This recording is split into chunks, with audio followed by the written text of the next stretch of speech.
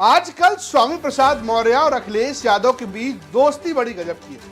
मतलब ऐसी ही कि जब स्वामी प्रसाद मौर्य लगातार बयानबाजी कर रहे थे और अखिलेश यादव की पार्टी में दो महिला नेता उनको घेर रही थी, तो अखिलेश यादव ने क्या किया?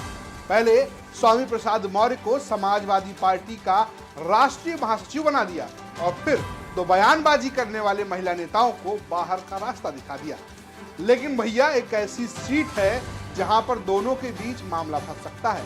अगर यूपी की खालिस लैंग्वेज में कहें तो भैया मार हो सकती है, मार। हम बात कर रहे हैं बदायूं लोकसभा सीट की, जहां पर दावेदारी है अखिलेश यादव के भाई धर्मेंद्र यादव की तो स्वामी प्रसाद मौर्य की बेटी संघमित्रा मौर्य की। हम आपको बताते हैं कि सीट क्यों समाजवादी पार्टी के लिए महत्वपूर्ण है और क्यों यहाँ पर बीजेपी की भी निगाह होती है। दरअसल इस सीट पे अब तक 17 बार लोकसभा के चुनाव हुए हैं, जिसमें से 6 बार सपा ही चुनाव जीती है, 5 बार कांग्रेस और बीजेपी के खाते में सिर्फ 2 बार ही आई है।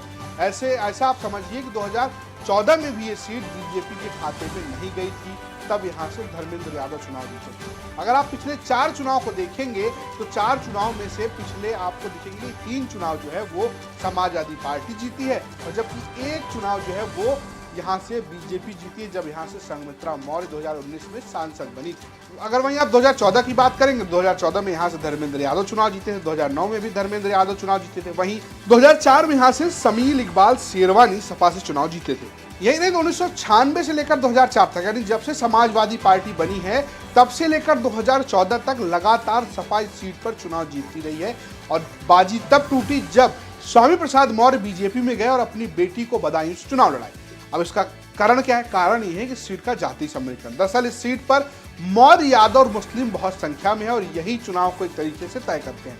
एक अनुमान के मुताबिक बदायूं की सीट पर करीब 6 लाख यादव हैं, 5,15,000 मुस्लिम हैं और 3,50,000 मौर्य समुदाय के लोग। ऐसे में जब बीजेपी चुनाव जीती तो न सिर्फ बहुमत वाले मौर्य का साथ मिला, बल्कि और अदर ओबीसी जातियों के साथ बीजेपी को समण वोट का जो साथ मिला तो वो यहाँ से चुनाव जीत गई।